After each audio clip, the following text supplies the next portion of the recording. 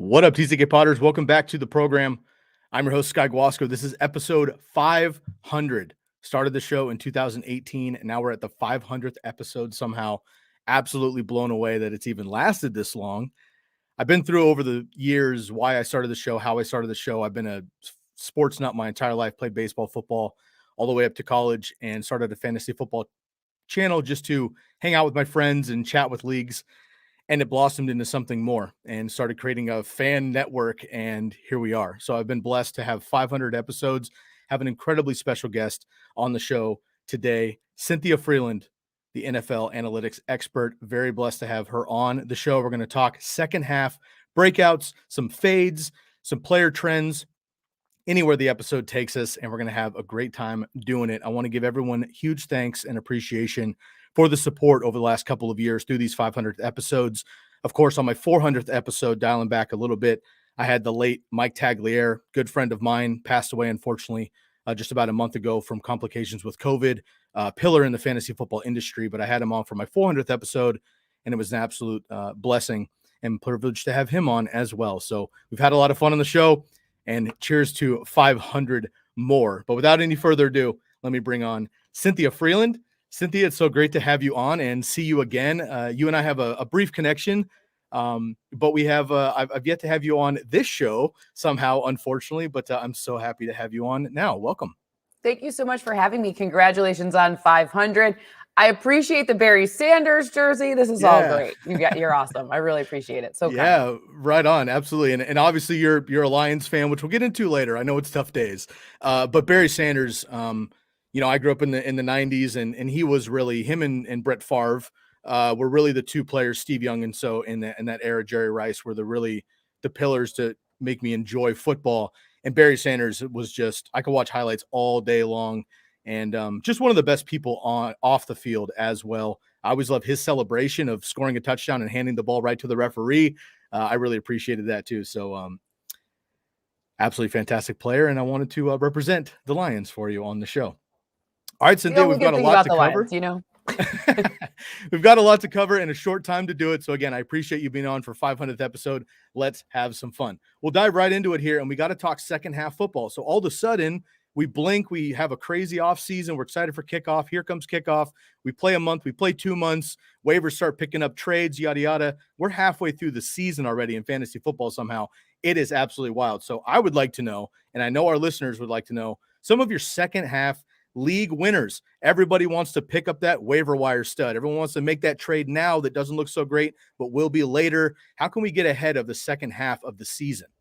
I think you need to really figure out your running back situation first. That's where I would start, because for whatever reason, it seems like there's a ton of injuries at that position, more so than normal. I don't have the exact data on that, but it feels like it, just probably because of Derrick Henry and some other ones. But it's an interesting note, especially from the beginning of the season. Yes, you're getting Christian McCaffrey back, but I don't know. So for me, when I look at all of the things, it's Najee Harris. I was thinking, okay, I'm a little confused. I knew he got a lot of volume, then he started to look really good. But I think you'd be very smart after this week, which again, they play the Lions. Najee Harris should have a monster game.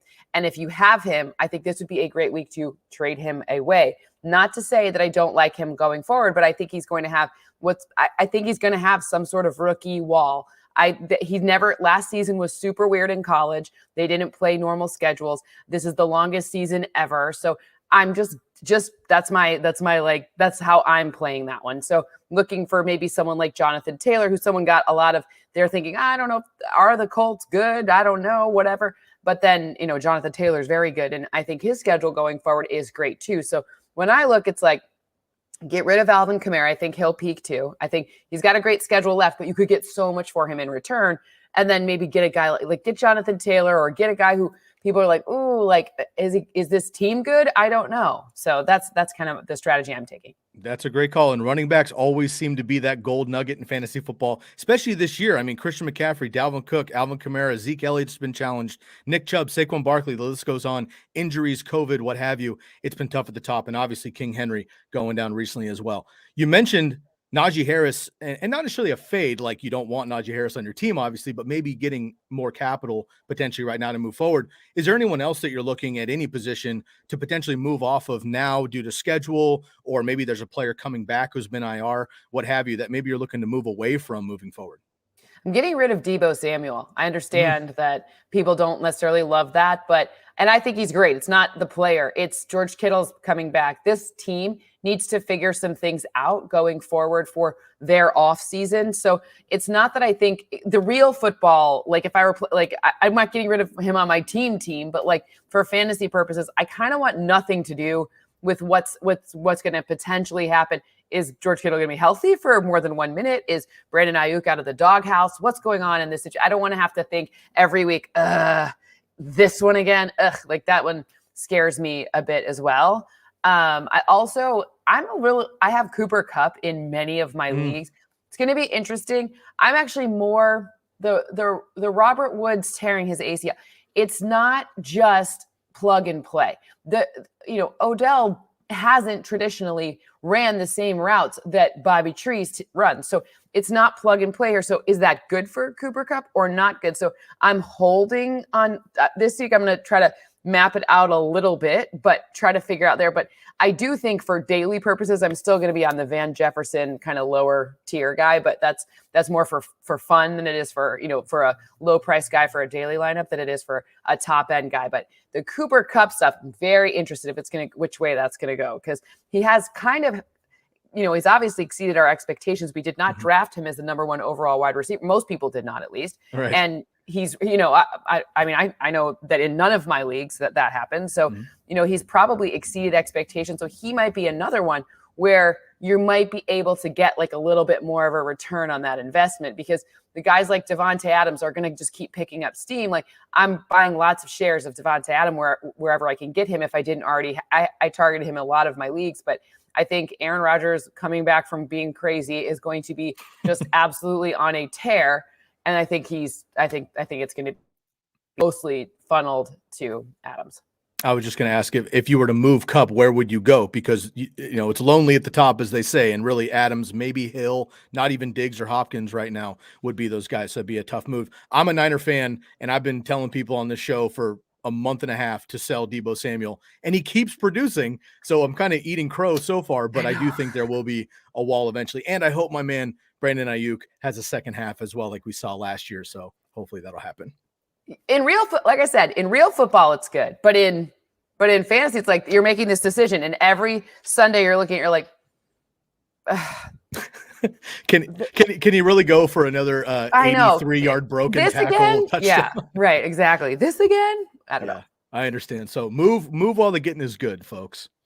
All right. So Cynthia, really, one thing I've enjoyed about your work over the years is your analytical breakdowns and your number crunching. And I know you have an infatuation with math. Obviously, on this show, we really pride ourselves in being statistically based, which for some people in fantasy football, it can be kind of boring. If you're not a numbers person, it's like too much over your head, which I respect. But there's also a lot of channels that are really opinion based, and we like to force opinions off of those numbers. And I've always appreciated your work with that. That being said, you have so many number crunches and all these different breakdowns and next gen stats every week, which are just phenomenal. Is there just maybe one or two trends, player trends, analytical trends, positional trends, what have you, that really kind of are setting the tone now for a second half season, where we might find a Brandon Ayuk last year who came out of nowhere, was the number 4 wide receiver in PPR, seemingly out of nowhere as a rookie last year? Is there something that we can kind of dig up looking ahead to the second half?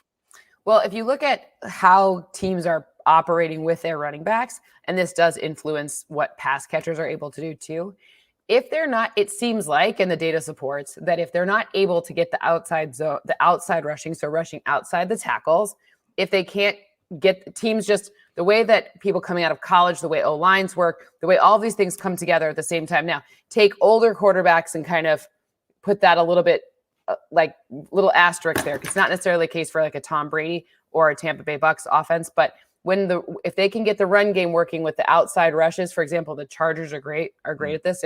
If Austin Eckler gets going outside the tackles, then they're going to be in great shape. If he can't really get going outside the tackles, it makes it much harder on Justin Herbert. Why? Because strategically, then you're drawing the defense away from where the quarterback would be. They have a chance in play action then to have a half a second or just a beat longer, which makes a huge difference in football, right? So the outsides, the tackles rushes are a big key. That's how the Cleveland Browns really operate best. Again, my asterisk there would be, like the Ben Roethlisbergers of the world and the Tom Brady's who play a sort of different style of football. I'm talking about sort of newer quarterbacks, younger quarterbacks, was the trends where it's going, not necessarily a more vintage teams. But Aaron Rodgers does. They have good outside the tackles rushing, and with David Bakhtiari coming back, that should be even better. So when you want to see that, then you see their pass catchers have a much better opportunity as well. So the Browns, is going to be interesting to see.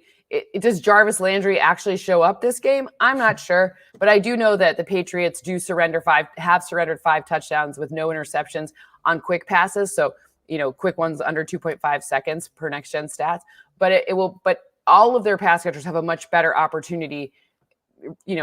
Donovan Peoples-Jones, for example, because of that outside zone and the outside the tackles rushing. I think it's a great call. And the 49ers and the Browns are a great example this year of the next man up approach is an NFL slogan, obviously, but Elijah Mitchell was the 6th-round rookie, not Trey Sermon, comes in, Mostert goes down, Wilson goes down. The 4th, 5th string guy comes in and mass produces because of the scheme on outside zone. And then, of course, Dearness Johnson has stepped in very well for the Browns, and we'll see that again this week. So you're right, the scheme more than the players sometimes. I like that a lot. Okay, let's move on to some of your favorite or least favorite schedules for fantasy. So this is the time of year where I start diving into my own leagues and I look ahead and I say, look, this player is incredible. He's been great, but that schedule coming up in the second half, yikes. That scares me a little bit. Or this player struggled a little bit, but look at this juicy schedule. Last year it was David Montgomery, it was Jonathan Taylor. Those kind of guys exploded in the second half and into the playoffs, partly due to the schedule. So are there any schedules at any position that pop off the page, either positively or negatively? Well, that's why I like Jonathan Taylor's schedule so much, because I think that the Colts are in a good position where Jonathan Taylor will just exceed expectations. Anyone on the Seahawks, now that Russell Wilson's back, maybe pass catchers on the Seahawks, for example, they're going to be in good shape too. They've got some interesting games left. Jets, Texans, Lions. Cha-ching. Interesting. But it's look, you have to look through the matchups by your player, but I will give you my word of warning when it comes to people's schedules. Some people are just schedule proof. Derrick Henry is pretty much every once in a while they'll figure him out for a game, but it's like one time it's the Vikings that do it, and you're like, well, why would they? Point being, it's not reliably people don't have batter versus pitcher stuff for every position really, really well. So I think some low key ones that people should keep their eye on is your wide receivers against Green Bay. Jair Alexander is coming back, and they're already being really good without rushing. They don't need to blitz to bring pressure, which means they're dropping into cover. Any team that doesn't need to rush 4 and can get a lot of pressure, then just put a little, just downgrade your wide receiver output by just a little bit, right? So I would say more stuff like that. Look, the Chiefs have an awful schedule, but then now they need to be good. So, and their defense is garbage, so they're going to be fine, right? So it's an interesting. The defense is getting better. I shouldn't say that. Their defense has not played well. Right. But long story short, it's whose defense is going to let them down enough so your fantasy points can give you the uptick. The Bills have a favorable schedule for the most part going forward. They don't like to reuse their running backs, so you want pass catchers in that. And and then the Bucks, obviously their schedule is pretty nice. Pretty nice remaining schedule. So sure, you should do some of that, but I think people get really crazy about it and maybe go a little too overboard, because it's on some level Jonathan Taylor's just a good player because he's a good player and he's going to be a good player in any game. And sure, if he plays someone with a really good run defense, they could stop him, but also they're still going to give him the volume. You know what I mean? In general, how much, if you're doing a fantasy trade, how much does the schedule actually weigh for you? With half of the league past their bye now, that's a thing, right? You want a player that's already had a bye. But how often do you actually consider the schedule when looking at a trade? When it's only fringe players. Like a fringe player is a better schedule matchup. I'm not, like Devontae Adams. I don't care if he's facing Jalen Ramsey. I don't care. And then but if it's like Van Jefferson, then of course it's week by week because they don't, it's not the reliable, like look at their pass volume and then kind of if you're just doing it quickly, it's like, what's their past volume? Where have they been? Are they being targeted or used in the red zone? Probably means they're going to continue to be used. And you know what I mean? Like Pat Freiermuth had not necessarily the best situation against the Bears, right? Bears were quote unquote good against tight ends, but they've been targeting him in the red area so much that like you're going to play him and his tight end. So it's a scarce position. So I like Pat Freiermuth a lot going forward too. I like that. Me too. And inversely, the Bills, right, got woken up by the Jags. It happens in the NFL every once in a while. Happens. Mm-hmm. All right, Cynthia, a couple more questions here for you. Other than bringing back Matt Stafford, Calvin Johnson, and Barry Sanders, what can your Detroit Lions do to turn things around in 2022? Jared Goff comes over, obviously. Fun fact, Jared Goff is from my rival high school back home where I'm from. And seemingly, I think, a great player, top pick, obviously, but the Lions just have so many holes. But I've been saying on this show for 2 months, they're the most competitive winless team I've ever seen ever. They're in every game other than 2 that I can remember. They should have won most of these games here. As a fan, take the analyst hat off maybe for a second. As a fan, what would you like to see here for Detroit moving forward? I mean, that 66-yard field goal. Come on. I struck a nerve. Yikes. Sorry. No, but look, as a fan, I would just like to see something to build on. I'm not one to be like, it's all Jared Goff's fault, blah, blah. Like, stop it. No, that's not how this works. Like, and by the way, who are you going to get to replace him? Yeah. Like this draft class is not full of top prospects. Hopefully they can find one. It's likely they should take a defensive end, but knowing the Lions, they'll take someone random, but whatever. But long story short is like, they need to do some things like have a cohesive strategy, because what it looked like when they came out blazing against the Rams, they were using gadget plays and it worked for a while until it didn't. So at the end of the day, the defense hasn't been good in years. It's not all in Jared Goff. He has no pass catchers other than TJ Hawkinson. I mean, Amon-Ra St. Brown. Okay. But like, give the guy some help. Like, this is not a team.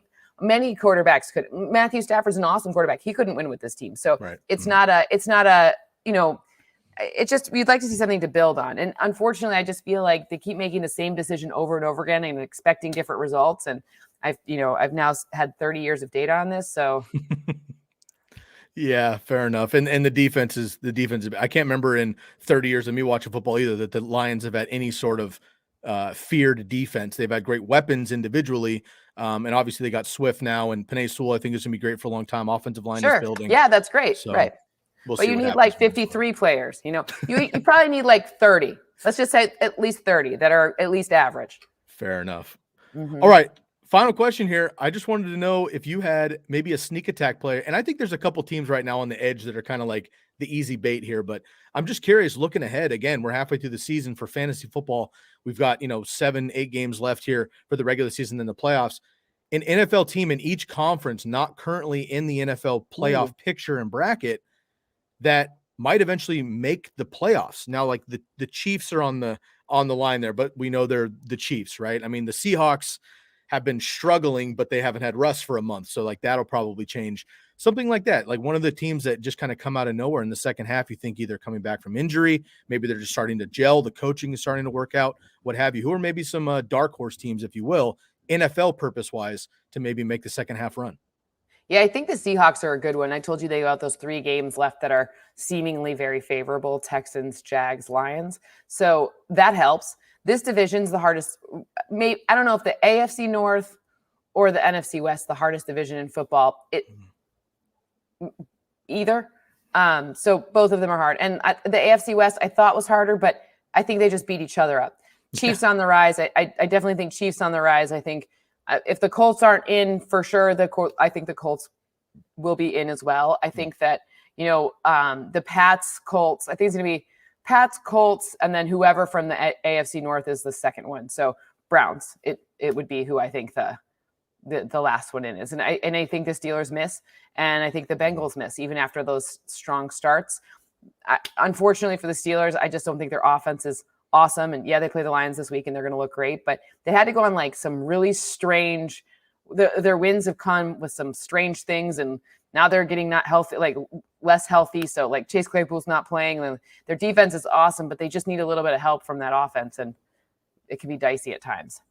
I love that. And there's a lot of dark horses in the NFC too. We'll see what happens. So fortunately, probably not my Niners at this point. I think they're a much better team. This is a weird season for your Niners. I think that they probably, those rumors about trying to get Aaron Rodgers last year, I think those were true. Yep. And I think that when you spend your offseason constructing a team that's built around a guy like Aaron Rodgers, and then you have to pivot just before the draft, it's going to make everything a little bit different, right? So I don't necessarily think it's a bad thing. I think they'll course correct, and Kyle's an awesome coach, so you'll be in great. I like the Niners too. I think I've had nothing but good things to say about the Niners. They've always treated me so well too. I have such a fun time at training camp up there. Awesome. So yeah. Well, hopefully I'll have an insider hat someday. I would love to meet John. Yeah. I've been a huge fan of him with the Bucks, even back as a player, and Kyle really and the rest dude. of the crew. So yeah, looking forward to that. Cynthia, It's been an absolute pleasure. I've been wanting to do this for a very long time. Thank you for coming on to the show here to celebrate 500. I know it's a quick one, but I'm so gracious for you to spend some time with us here. I know you got a big day, Sunday, of course, every Sunday morning, NFL Network, y'all doing your thing. So shout out to you and everything that you do. And I really appreciate your work and just want to give you, a shout out as well for everything you do in the space and really, setting the tone and an example for fantasy community who are numbers driven. It's almost a faux pas sometimes. And I just love it. So I love everything you do. It's been a pleasure connecting with you over the last handful of shows and finally getting you on TCK for the 500th episode. So thank you again for your time. And I can't wait to have you back on. Absolutely. Thank you so much for having me. And congrats on 500. That's such a huge accomplishment. I hope you are celebrating big time once you post it and you are all set to publish. And I'll come back in the off season. We can talk for longer. I really appreciate you including me. It means the whole world to me. Oh, you're the best. I appreciate you. Thank you very much. TCK Potters, of course, go follow Cynthia Frelund, C Frelund on Twitter. You can find all of her accounts as well. And of course, on NFL Network and all NFL media sites. This is a quick one here for Cynthia Frelund. I'm Sky Guasco. We'll catch you on the next 500 shows of the Candlestick Kids Fantasy Football Podcast. Have a wonderful weekend. Good luck, everybody.